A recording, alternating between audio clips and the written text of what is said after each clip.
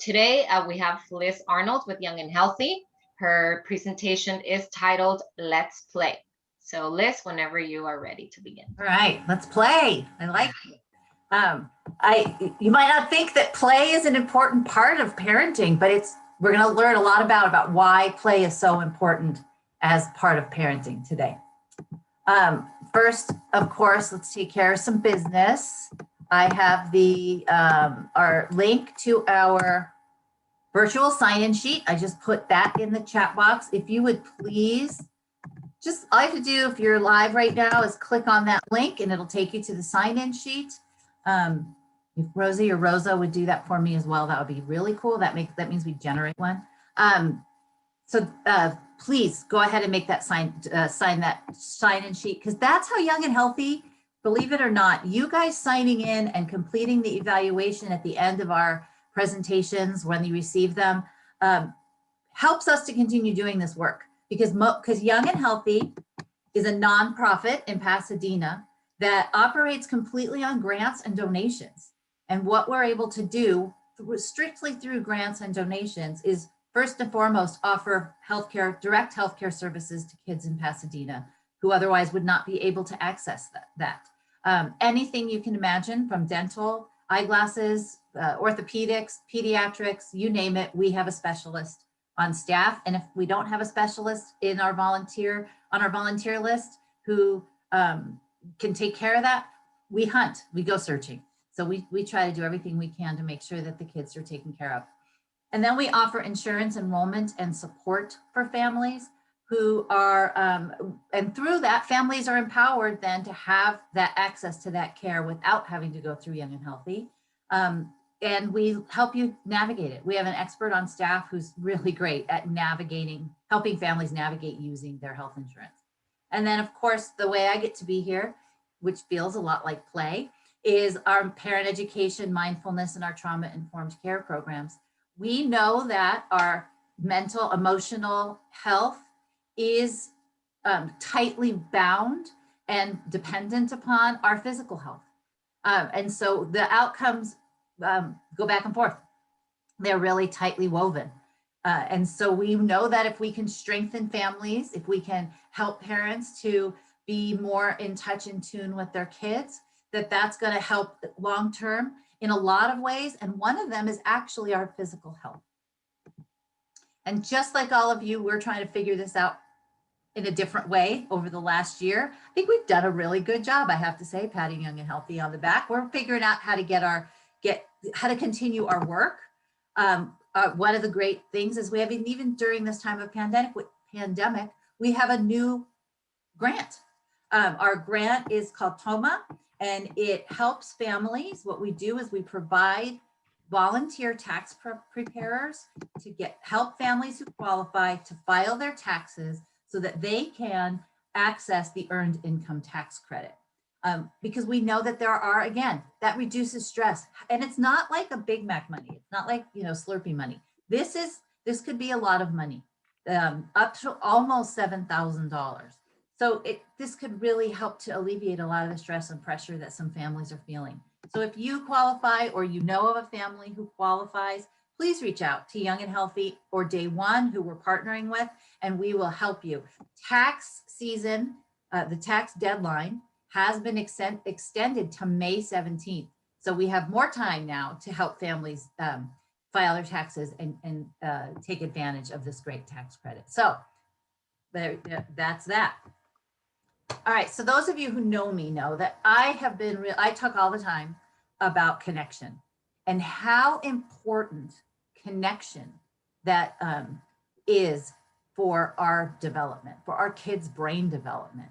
When we are made to be in connection with one another, sometimes we call it attachment, right? That healthy attachment. And we start working on that from the minute our kids are born. Right? We listen to their cries, we answer their cry, we take care of their needs. That forms a healthy attachment bond when we're able to recognize, meet a need. Our child comes to understand that we're going to be there for them. We're going to be the helper. We're going to help. We're going to make sure that their needs are met. And that not only starts to help, that really starts to build that bond and that connection. And through that bond and that connection, we actually become better learners. We're better at coping. We're better at being productive, right? Our productivity is so. Just those things that we do really play a long-term, have a long-term benefit.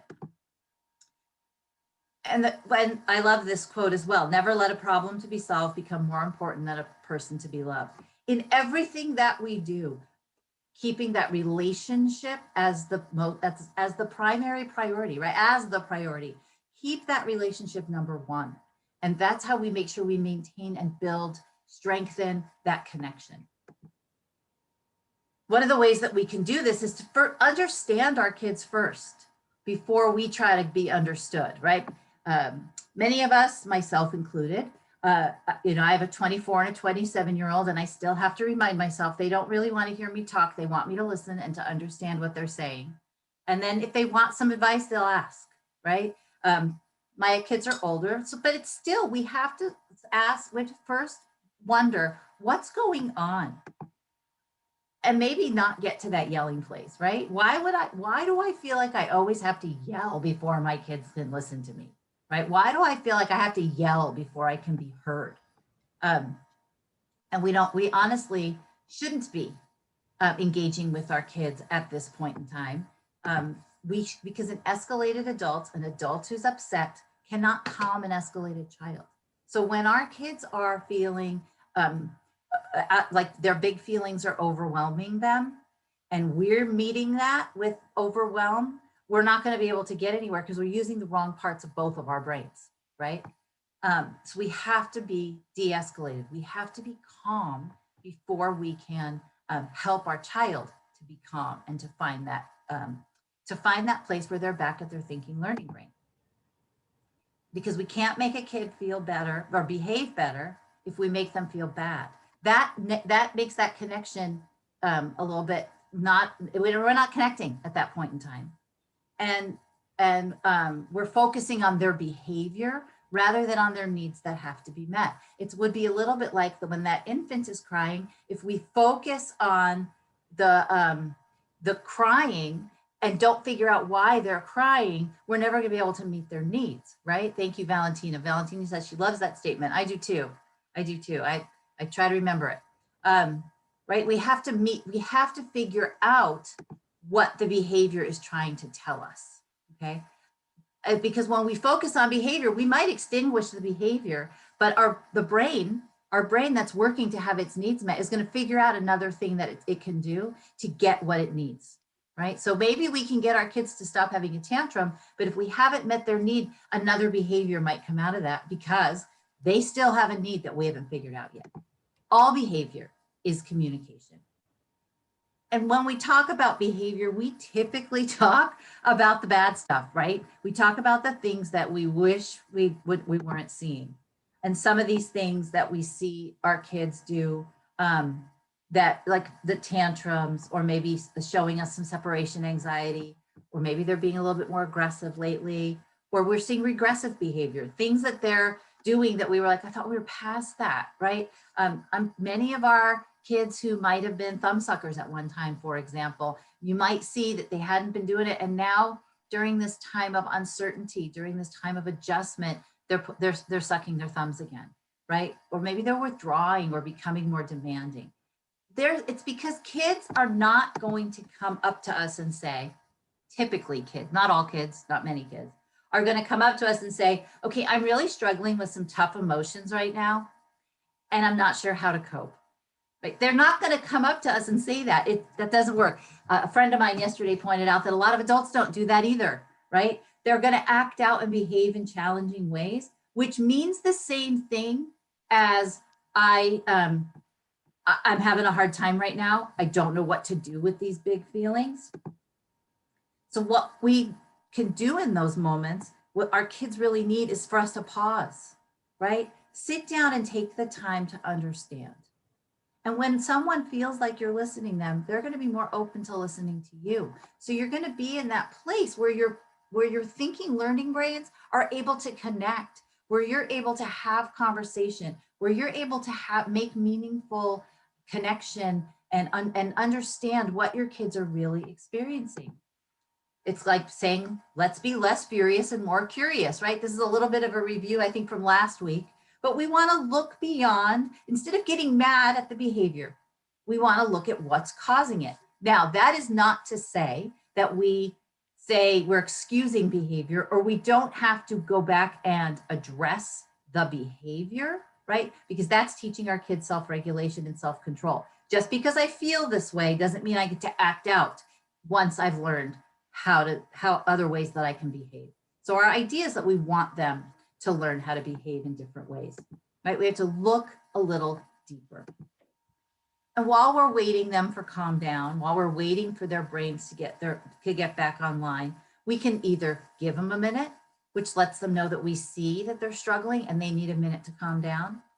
We can take the time to listen, talk to me about what's happening, right? If they're ready to talk, that lets them know that you're a safe person who's going to be there for them. And then understand me, figure out how you can help me, echo my feelings. Tell me you hear what I'm saying, right? I hear you saying that. Let them know. And that's soothing. It gets us back online by getting that connection started, right? And by making sure that the relationship is the primary, the priority in any situation, right? It's number one, okay? And these are some other, we've talked about this before. Like I said, this is kind of a review. But one of the other ways that we can get our brains back online, that we can help our children to get back into that thinking, learning brain, and help ourselves get back into our thinking, learning brain so that we can be problem solvers, is to practice being playful. I know it sounds maybe it doesn't sound intuitive. Maybe it sounds a little bit out there. When you want me to play in the middle of when our kids are having a hard time, right? Yeah, I kind of do sometimes. Not in a disrespectful way, but in a really playful way. Because being playful helps us get back into our right brain, right? And I don't mean necessarily just the right side of our brain by that. I mean, it helps us get into the part of our brain that we need in order to make connection and be able to get those thinking, learning skills going, right?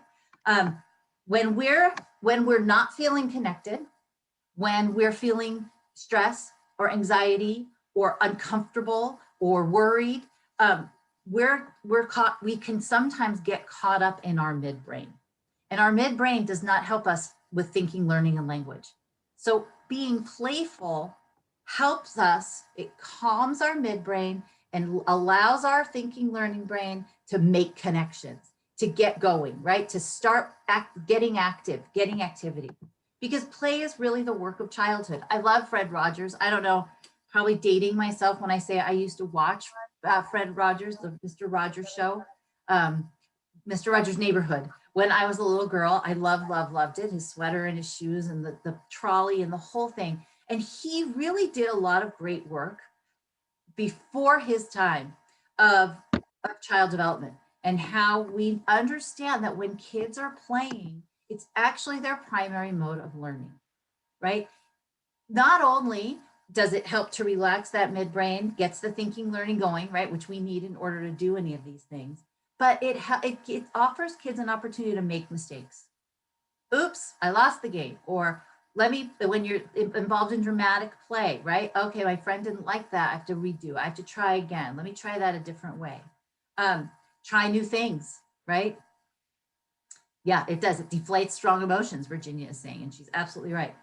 And it helps you to work things out for yourself, right? You kind of noodle things. You kind of go, okay, let me figure this out. And there's no stress because it's in a playful environment. There's no pressure. I have to figure this out, right? It's not algebra, like I gotta figure this out. It's play, and we can just try something different, try something new, be more experimental. So that's one of the ways that so play is one of our primary modes of learning.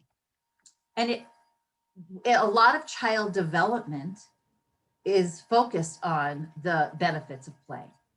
We see physical development, right? We're outside playing, we're pushing, pulling things, moving this, moving that.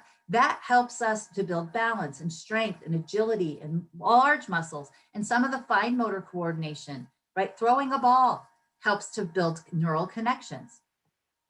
Of course, the cognitive development, literacy and math skills. When you're trying to figure something out, when you're trying to noodle something, when you're playing with building blocks, you are actually working with some math skills, right? Some spatial relationships, logical thinking, comprehension, language acquisition. Let's talk, right? Things come up when you're playing. The sharing and collaboration, of course, the social development that comes with that. I think that's the one thing that I am most, if I had to choose, the one thing that I think we're going to really need to focus most on as our kids re-enter, as we begin this re-entry process, is the social development that they've not been able to experience for the last year because they've been away from their peers. And so allowing them the opportunity to explore those social relationships through play, through playing together, is going to really help them accelerate the gain of that development. And then, of course, their emotional development, right? You practice your empathy, you bond. Our kids need to be bonding with their friends, especially our teenagers. I know as a mom who's had 2 teenagers and survived, I will say that, their job is to go out and make friends because they need, now that's their next stage of life, right? They have to bond with their friends. They need that in order to make their way in the world. And we want to encourage that in healthy ways. And everyone needs to play. Everyone, all of us, you, me, everybody. We all need the opportunity to play so that we can get into that relaxation place, that place in our brain where we can really think and learn. I think that's why when I said, sometimes work feels like play for me. Because I feel I feel like my brain's really working well. I'm excited about presenting the information. I like learning about new information. I love doing the research that I do to make sure that I can present you all with really great information. And it feels like play, doesn't it? Right? When you're in that happy place. And we all need that. We all need to feel that. And we all need to be able to practice, make mistakes, work through it. And just relax. That's what we all need. It also, being able to play, fosters connection. Okay, not only with our kids, right? When we sit down on the floor and play with our kids, or when we play a game, or we do some of the other things I'm going to suggest later, we're fostering connection. We're making memories. And remember that midbrain part of our predicting brain is about knowing this is going to be a happy thing. I feel good when we're together. I feel happy when we play. And so that makes me then associate happiness and being comfortable with you, right? So if I think about it, go out with a group of friends and you have a great time. You not only had a great time, but you built connections. And now you're like, okay, let's plan the next one. We want our kids to be that way with us. Okay, let's plan the next one. What are we doing next Friday night? Like, what are we doing next time we have a game night? And it fosters that connection. Play can also improve communication. If I'm in my thinking learning brain, I am more able to be conversational. If I'm in my thinking learning brain, if I'm relaxed, I'm able to express myself a little bit more easily, right? I can find the words more easily. I'm not stressed like I sometimes am when we're doing these calls, right? That I sometimes can't find the word because I'm thinking about too many things at one time. When we're playing, we're relaxed and we can just talk. We can find the words. We might think of things a little differently. We might be open to new concepts. I chose this photo very intentionally because it's showing a family at the dinner table. And I am going to encourage all of my families to play at dinner at least twice a week. There is research that backs up how family dinners, it shows that family dinners improve kids' long-term academic outcomes, social outcomes, relationship outcomes, simply by sitting down to dinner with their family, a minimum of twice a week. There's 7 days in a week, twice a week, minimum twice a week, and just enjoying the communication. It should not be a stressful time. Yeah, that was the beauty. Virginia says that was the beauty of lockdown. I agree. There were some really very bright and shining silver linings to that, if you look at it that way. Right? Because you're there. But it's it's been proven, psychological outcomes, academic health outcomes, social outcomes, all of that we really want for our kids, just by sitting down and having dinner with them. Something you're doing anyway, right? You're going to feed them dinner anyway. Why not do it around the same table? Lot of research behind that. So I always encourage that. Play can also help us transition out of an intense time, right? Okay, awkward, right? We've all kind of been in a situation where like, now what do I do? And I love the person who's able to kind of crack a joke or say something funny so that everybody kind of relaxes and goes, oh yeah, okay, phew, that got us through that. You can use play to transition out of an intense time. If you've had an intense conversation in a respectful way, right? We don't want to be teasing. We don't want to be minimizing anybody's feelings, but we can certainly, maybe even just saying that sometimes, right? You're sitting there, the entire family's quiet because you're having an intense conversation. It's kind of over. You want to transition. You might even just say, okay, awkward. Now what do we do? And that helps. That's playful. That helps everybody to relax, right? It helps you transition out of an intense time. And right? Don't we all have intense times? Family life can be intense and awkward. Play also decreases power struggles. If we come at each other, right, with a command or with an order or with directions that sound like, we're powerful, we're the one in charge, then the other person immediately goes into flight or fight, or it has the potential to trigger someone to go into fight or flight, right? I feel now threatened and I have to defend myself. So rather than saying, oh yeah, okay, I'll go take care of that, right? So the puppy theme has gotten big for me lately. I don't know, I've become this dog person. But see the white dog, the one that's down low, he's in play posture, right? That I wish humans had more of a play posture, because when you're out with a group of dogs, if one dog is like, oh wait, I want to make sure you know that I'm not threatening, they do one of two things, right? They either go into play posture, which is, hey, I'm ready, let's play. I don't mean any harm. I just want to play. Or, right, they pull their ear backs, they kind of tuck their tail, and they become submissive and say, smell me up, and you'll see that I mean no harm. I'm just here to play, right? And I like that. I love that about animals, or dogs. All animals actually have play posture. Humans, not as much, but so they can tell each other. And I tried to find it for you guys today and I couldn't, but there's a video that I've seen of a wolf, I'm pretty sure it was a wolf, who met a dog, a domestic dog. And right, what would you think would happen? A wolf or a coyote in the wild with a domestic dog? We know what we imagine is going to happen. It's going to be a problem, right? The dog went down into play posture. And even though the wolf or the coyote had originally been kind of hunting, it completely changed, went into play posture. Oh, you want to play? I love to play. I need to play. There are lots of benefits of play. I'm pretty sure he heard my talk. And then he jumped in to play. So these two animals that were predator and prey actually turned into play partners, right? They became buddies playing for a while because one of them said, no, I don't mean any harm. I just want to play, right? And we can do that with our kids. Hey, I don't mean any harm. I don't mean anything bad by any of this. I just want to play. And let's just be playful about it. So it has the potential to really decrease a lot of the power struggles that we can have in our families if we're more playful about things. And right, so those are the benefits. Here's another way that we can play is through reading. I've been asked now, when I talk about play, I've been asked twice in the last month, how can I learn to play? I'm not a playful person. I was not raised in a playful environment. Can I learn to play? The answer is yes, and there are lots of ways to practice. One of them is reading. When we sit down and read a book, there's a lot of benefits that we're giving to our kids. But it also doesn't have to be this quiet listening activity, right?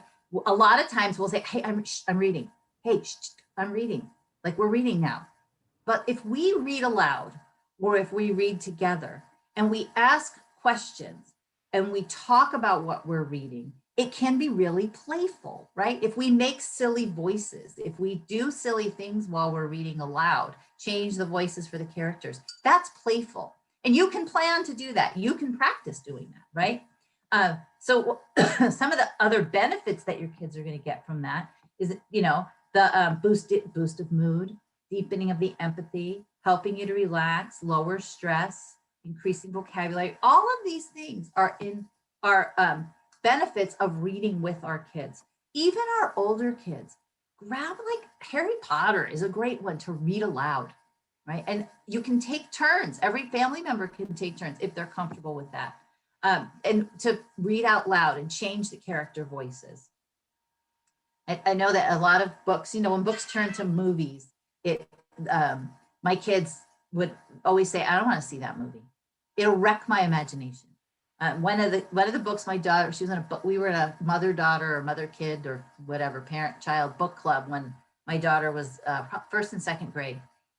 And one of the books we read was The Tale of Despero, which is about a mouse who has all these adventures. And they came out as a movie. And my daughter came home from the movie so upset. And her thing was, it ruined my imagination. None of that movie was how I imagined it. And now it ruined the book for me. It was one of my favorite books and now it's ruined because she put her own stuff into it, right? It increased and enhanced all of these things for her. And seeing somebody else's vision or somebody else's version, right, was not a happy thing for her. So let your kids come up with their own version. You can ask them questions while you're reading. Oh gosh, why do you think you did that? Or what do you think is going to happen next? Oh, wow, that was rough. How would you feel if that happened to you? That is a great way to get to play with our kids, to get conversation started, to let our kids know that we can be playful. And here's the other thing. If you're a little uncomfortable with that, you can practice. So grab that book and before you read it out loud to your kids, practice. Try on the different voices. Let down your guard a little bit and get ready to do that. You can rehearse. And that way you can learn and you will become more playful. You'll build those neural connections for playfulness and you'll be more playful. It'll happen. So we want to just make sure our kids are at play while they're reading. Help them to be at play while they're reading. Doesn't all have to be serious business. We want them to enjoy it. Another way to encourage and or to insert more play, especially if you're in all ways, but especially if you're someone who has a harder time playing, getting kind of silly or playful, play some games. I wrote this is not an advertisement because I'm not trying to say everybody should play Uno, right? I'm not getting any royalties from any of these places that I'm always promoting for all of you, all these products. But I love that this says it helps strategic thinking, helps with focus, it encourages social skills. When you're playing Uno, when you get skipped, you have to learn a lot about not being a sore loser, right? You go, oh man, I got skipped. All right, well, it'll come back around or reverse or whatever. I have to draw 8 cards. I love card games too, Virginia. We played more card games through our time of lockdown than we did anything else with our family. My daughter and her boyfriend were with us and every day, and it was so cute because my daughter's boyfriend every day would say, are you guys done working too? Are you guys done working yet? Because can we play cards now? Is it time to play cards? And it was fun. We had a really great time, and because they love that time together, right? They had, not only did they like it, it stimulates your brain. It gets you thinking, right? Another family favorite in my family is the dance party. We will turn on music really loud and everybody dances, right? We used to do this regularly on Friday nights when our kids lived at home with us and they were in high school and we wanted like that few minutes of connection, maybe before they did something social or whatever else was going on. We would turn up the music and oftentimes we let the kids pick it. May not have been my kind of music, may not have been what my husband's choice would have been, but it was also an insight into what our kids were interested in, what they were into, what they were listening to, right? So have a dance party, let yourself go. And then there are some other ways that you can foster connection with just thinking games, right? So cute story about how thinking about games can increase connection and create family memories. Okay, so I know this says, I'm thinking of a word that starts with R. So my husband and his family went on a road trip when they were little, when his brother and sister, he and his brother and sister and his parents, and the kids were small. I think my brother-in-law, who's the youngest, was probably around 6. Okay, and they were playing the game. I'm thinking of a word that starts with, and then everybody has to ask questions, right? Is it a house? Is it something we've seen out the window? Is it, what you ask questions to try to figure out what the word is, right? So he says, as a 6-year-old, I'm thinking of a word that starts with R. And everybody is guessing like crazy. And I guess they all finally got to the point, like, we can't figure it out. What's your word? My brother-in-law says arthritis, right? Starts with an R, arthritis. 6-year-old mind, his brain, arthritis, right? Here's the thing about that. 40 something years later, we still laugh about it. I wasn't there, but I've heard the story so many times. My kids have heard the story so many times. So, but think about why they repeat that story. Do they repeat that story because they're trying to, point out that he didn't know how to spell arthritis because it starts with an A when he was 6? Or is it because it's a fun family memory that was created through being playful, and it builds connection? And every time they tell that story now, we all belly laugh. Everybody laughs about how cute and funny that was, right? So that's an example of how being playful can foster connection within your family, right? Make you guys feel more like a team. Okay, so obviously we have to have the conversation then about computer games. Because our kids are tied to our screens, right? They're all really a lot of screen time's going on right now. We don't have a choice. It's how they're doing school. It's how they're talking to their friends. It's really a lot of their leisure and their work activities are all done on a screen. And I know we bag a lot. We talk a lot about how bad this is. Oh, I bet kids in the screens. I got to get my kids off the screens. Right? So here's what I'm going to, yes, we do. We have to let go of our expectations about screens because things have changed. We're in a different world now. Here's the thing about computer games. There's a lot of research that actually points to the positives of computer games. Computer games being different than video games. I'm going to talk about them separately. Computer games are things like Oregon Trail or I don't know, other game. My son loved Oregon Trail, but other kinds of puzzle-y type games where you have to figure things out, right, on the computer. Those kinds of games can really actually help us with developing, building, practicing memory, our speed, creativity, right? I got to do this different way, flexibility. It didn't work that way, so now I have to go back, right? It's like a maze. Oh, didn't work. It helps with our focus and attention. It can, right? It has those benefits, but moderation is key. And video games also have some really, some great developmental benefits for our kids with their social skills. Right now, that might be the only way our kids are talking to one another. Back when I was a kid and Pac-Man was the only video game that there was, you didn't play that with friends, right? You were alone. You did that all by yourself. And it was kind of a draw in. The way our kids are playing video games today, many of them are connected online, right? And talking with their friends. And this is their only social connection. And yeah, so Virginia, it is, I mean, moderation, right? We don't want him sitting there doing that all day long, right? That's not going to be the best way for us to handle that. But understanding and relaxing some of our expectations, because we know that this is important. This can help them to develop connections, to become a better leader. It helps them to persevere and overcome adversity while they work through setbacks, right? Oh, I got to try this a different way. It develops that part of their brain, has the potential to develop that part of their brain to help them with their problem solving skills, right? There's a lot of their cognitive skills and their social development it can help them to understand and kind of get in control that the dominance and aggression and the nurturing and sometimes the anxiety that comes along, which is life, right? So it gives them an opportunity to manage that. Too much is not a good thing either. So it's good that that Virginia says her son's balancing it with homework. So that's good that it's balanced. It's not too much, because we don't want to go overboard, because that can lead to opposite, right? That can lead us somewhere else. However, moderation. In moderation, we can look at what some of the benefits are of playing video games. Mostly, play can also be a way of giving our kids a hug. You guys, a lot of you have heard me before, have heard me talk about that we need 12 hugs a day in order to be at our best, right? In order to maximize our development and our connection and our emotional growth, we all need 12 hugs a day. And a hug doesn't have to be a physical, throw my arms around you kind of a hug, right? A hug can be an, hey, I love you. Hey, I see you're doing you're trying really hard today.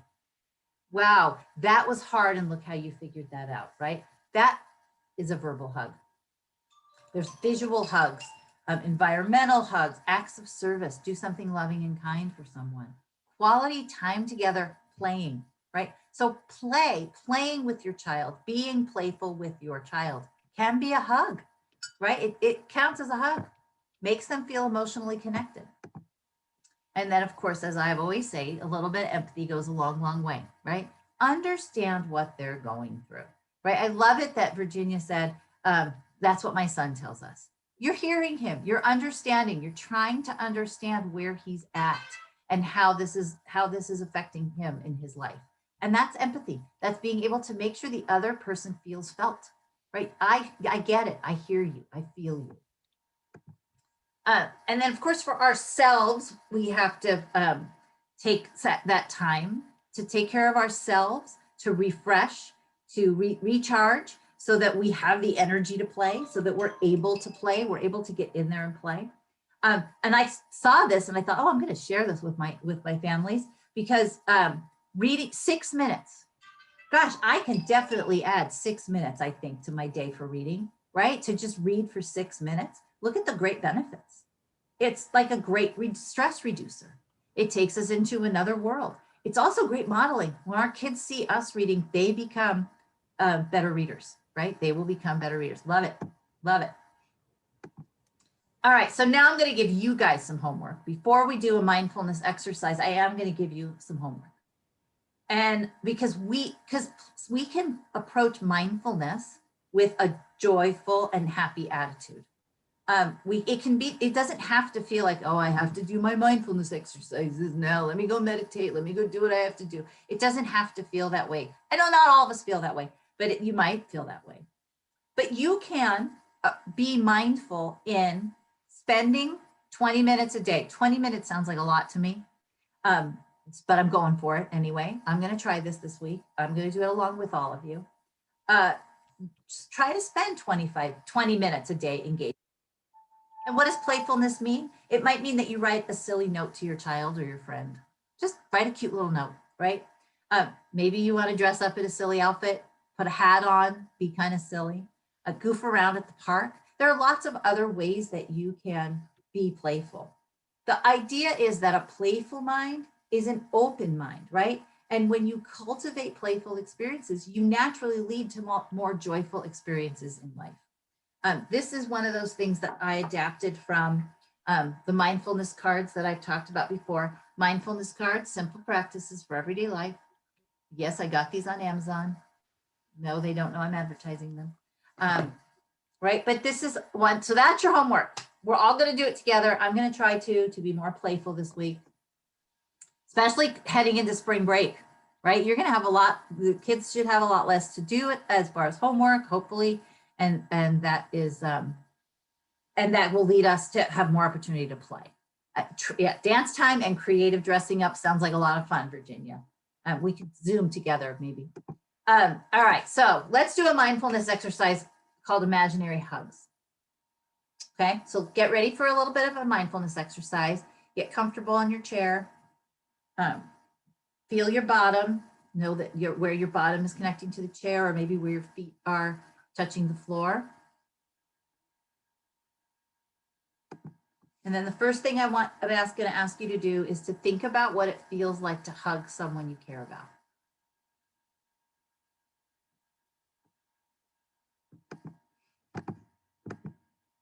While you do that, relax your body.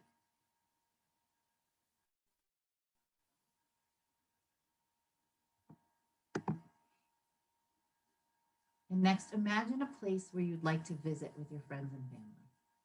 There's somewhere so maybe imaginary, maybe it's real, maybe it's someplace you miss being, or you haven't gone in a long time, or someone that you haven't hugged in a long time. While you're imagining that place, I want you to send friendly wishes to everyone. Give yourself a big hug. Put your arms around, give yourself that big hug. And while you're hugging yourself, imagine that you're having fun in your peaceful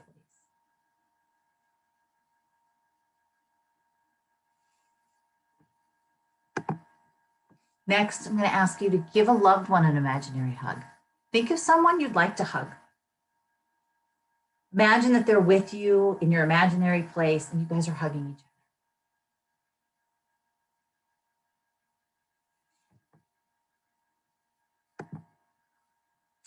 Now reach your hands up to the sky. Deep breath in. And as you exhale, lower your arms.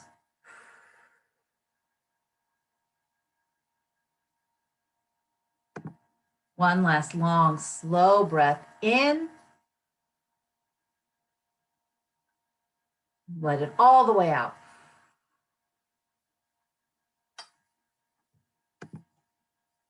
There you go. That one is adapted from the Mindful Games activity cards that also you can get online. Hopefully you're feeling hugged.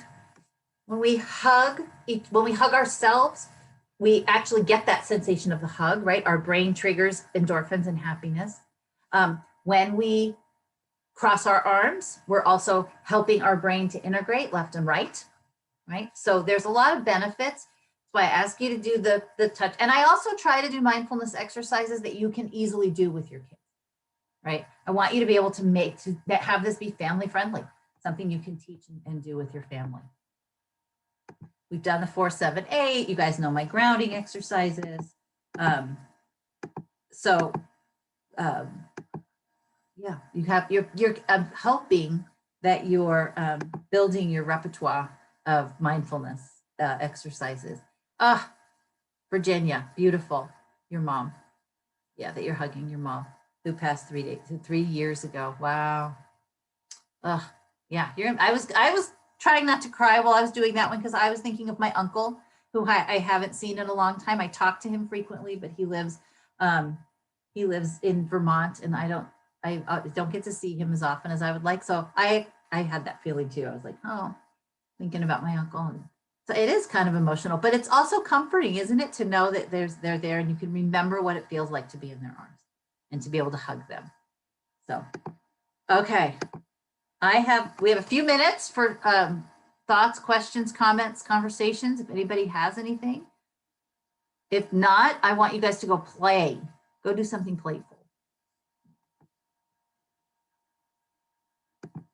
And remember that you can always reach out anytime you need anything, have a question, anything, anytime.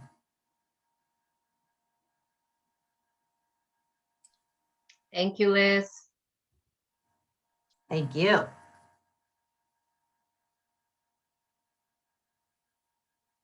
A reminder that next week we are taking spring break, so we will not be here next Thursday. I will see you back here in 2 weeks. We'll have a new series.